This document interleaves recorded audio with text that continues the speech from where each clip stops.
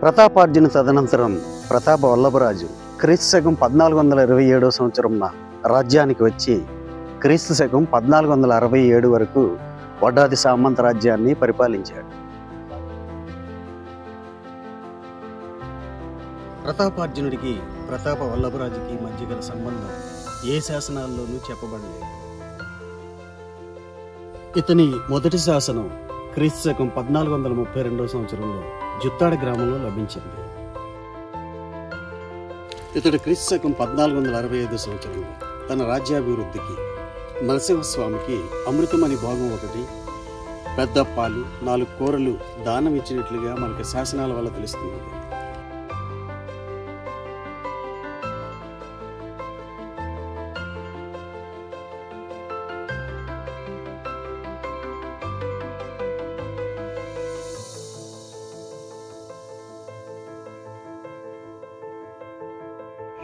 ప్రతాప వల్లభరాజుకు గాంగుల్లో ఆఖరివాడైన 4వ బాలుడు కపిలేశ్వర గజపతి సమకాలికి.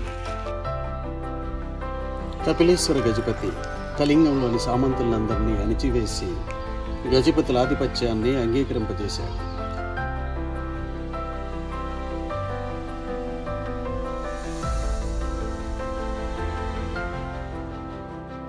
కపిలేశ్వర గజపతి కళింగంలోని సామంతులందరినీ అణిచివేసి గజపతుల ఆధిపత్యాన్ని అంగీకరింపజేశాడు.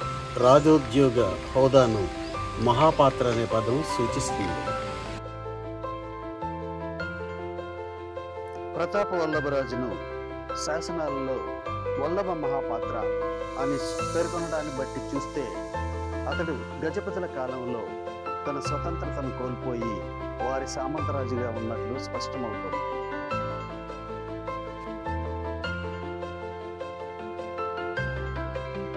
ప్రతాప వల్లభరాజు కాలం నుంచి వడ్డాది మత్స్యరాజ్యం తాలూకు క్షీణదశ ప్రారంభమైందని చెప్పవచ్చు.